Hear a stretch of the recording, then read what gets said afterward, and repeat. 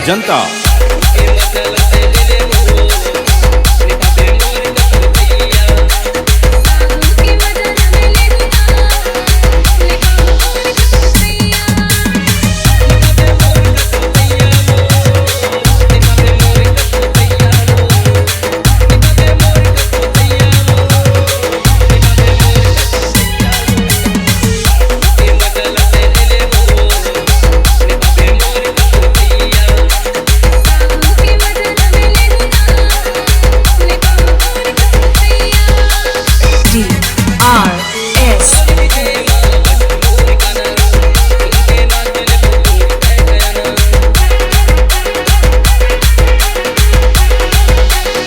जनता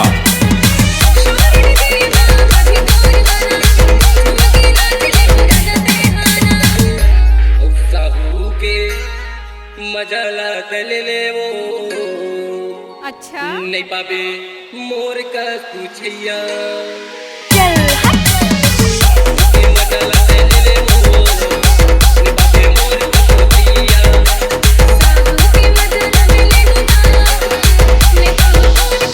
जनता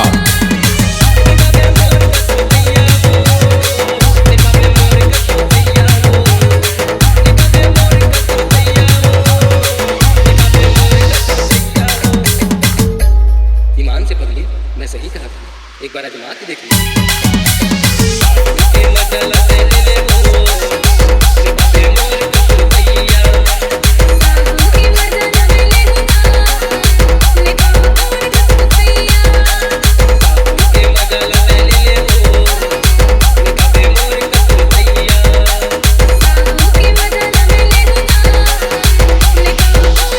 Ajanta.